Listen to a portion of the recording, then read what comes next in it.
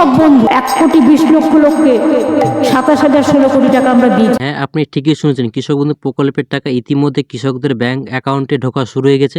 আপনারা live proof দেখে নিন, কৃষকদের ব্যাংক অ্যাকাউন্টে অলরেডি টাকা ঢুকে গেছে। এবার কিন্তু মুখ্যমন্ত্রী মমতা বন্দ্যোপাধ্যায় বড়ভাবে ঘোষণা করে জানিয়ে দিয়েছে কোন কোন কৃষকরা আগে টাকা পেতে চলেছে। এবার কিন্তু অনেক কৃষকরা কিন্তু টাকা নাও পেতে পারে। কী কারণে পাবে না সেটা কিন্তু জানাবো এই ভিডিওর মাধ্যমে। এর সঙ্গে বলা হয়েছে কোন কোন কৃষকরা কত টাকা করে পেতে চলেছে সেটাও কিন্তু জানিয়ে দিয়েছে মুখ্যমন্ত্রী মমতা বন্দ্যোপাধ্যায়। শুধু কৃষক বন্ধু প্রকল্পের কথাই বলা হয়নি, এর সঙ্গে বলা হয়েছে বাংলার শস্য বিমার টাকা কবে ঢুকবে এবং কত টাকা ঘটবে সেটাও কিন্তু জানিয়ে দিয়েছে মুখ্যমন্ত্রী মমতা বন্দ্যোপাধ্যায়। যারা কৃষক বন্ধু প্রকল্পে নতুন আবেদন করেছেন তাদের কবে টাকা ঢুকবে এবং তাদের কি ভুল ত্রুটি আছে সেটাও কিন্তু জানাবো এই ভিডিওর মাধ্যমে। অবশ্যই পুরো ভিডিওটা দেখতে থাকুন। তো আপনারা যদি আমাদের এই চ্যানেলে নতুন হয়ে থাকেন অবশ্যই এই চ্যানেলটা সাবস্ক্রাইব করে পাশে বেল বাটনটি অন করে রাখবেন এরকম নিত্য নতুন ভিডিওর আপডেটগুলি সবার আগে পাওয়ার জন্য। কৃষক বন্ধু প্রকল্পের কৃষকদের জন্য আজ দারুণ সুখবর। 2025 রবি সিজনের টাকা ফাইনাল তারিখ দিল। দীর্ঘ অপেক্ষার পর অবশেষে রাজ্য সরকার তরফ থেকে রবি সিজনের টাকা দেওয়ার দিনক্ষণ তারিখ জানালো। 2025 রবি সিজন 2,000 ও 5,000 টাকা এবার কৃষকদের ব্যাংক অ্যাকাউন্টে ডিসেম্বর মাসে ঢুকতে চলেছে। যাদের কৃষক বন্ধু প্রকল্পের নাম নথিভুক্ত আছে আপনাদের চিন্তা করার কিছু নেই, ডিসেম্বর মাসেই কিন্তু আপনাদের টাকা ঢুকতে চলেছে। জমির পরিমাণ অনুসারে একজন কৃষক বছরে সর্বোচ্চ 10,000 টাকা এবং সর্বনিম্ন 4,000 টাকা করে দেওয়া হয়। যে সমস্ত কৃষকের 1 একর বা তার বেশি চাষযোগ্য জমি থাকে তাদের বছরে 10,000 টাকা দেওয়া হয়। যে সমস্ত কৃষকদের 1 একর বা তার কম চাষযোগ্য জমি রয়েছে তাদের 4,000 টাকা দেওয়া হয়। তবে এই 10,000 এবং 4,000 টাকা কৃষকদের বছরে দুটি কিস্তিতে সমান ভাগে দেওয়া হয়। একটি খরিফ সিজন আর একটি রবি সিজন। আপনাদের কিন্তু কৃষক বন্ধু প্রকল্পের টাকা বছরে কিন্তু দুটো কিস্তির মাধ্যমে দেওয়া হয়। যাদের 1 একরের বেশি জমি তাদের কিন্তু বছরে 10,000 টাকা এবং যাদের 1 একর কম জমি তাদের কিন্তু বছরে 4,000 টাকা দেওয়া হয়। তাদেরকে দুটো কিস্তির মাধ্যমে কিন্তু টাকাটা দেওয়া হয়। খরিফ মৌসুমের টাকা সাধারণত বছরের এপ্রিল থেকে সেপ্টেম্বর মাসের মধ্যে দেওয়া হয়। অন্যদিকে রবি মৌসুমের টাকা অক্টোবর থেকে মার্চ মাসের মধ্যে দেওয়া হয়।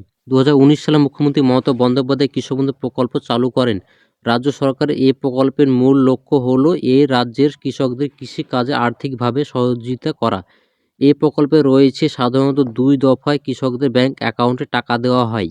তবে 2025 সালে প্রথম কিস্তির টাকা বা খরিফ মৌসুমের টাকা ইতিমধ্যে কৃষকদের ব্যাংক অ্যাকাউন্টে দেওয়া হয়েছে।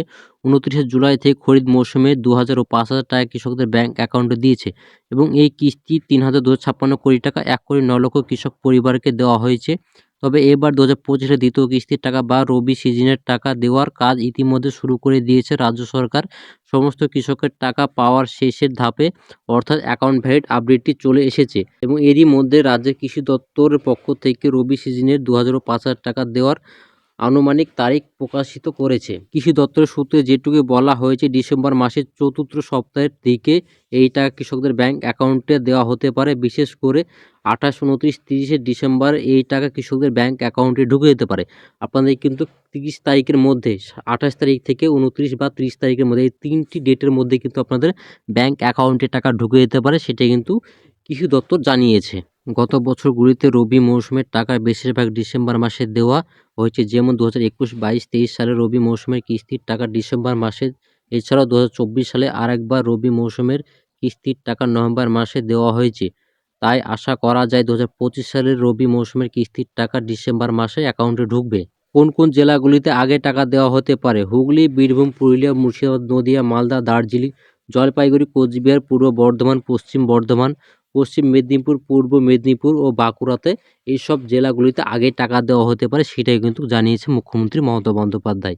এর সঙ্গে বলা হয়েছে কোন কোন কৃষকরা কিন্তু এবার টাকা নাও পেতে পারে। কৃষক বন্ধু প্রকল্পের টাকা দেওয়ার আগে কৃষি অফিস থেকে কৃষকদের উদ্দেশ্যে জানিয়ে দেওয়া হয়েছে যাতে প্রত্যেক কৃষকের ব্যাংক অ্যাকাউন্টে যেন কেওয়াইসি আপডেট থাকে, কিন্তু বহু কৃষক সময় মতো সেটি করে না। ফলে সরকার টাকা পাঠালেও তা অনেক অ্যাকাউন্টে ঢোকে না।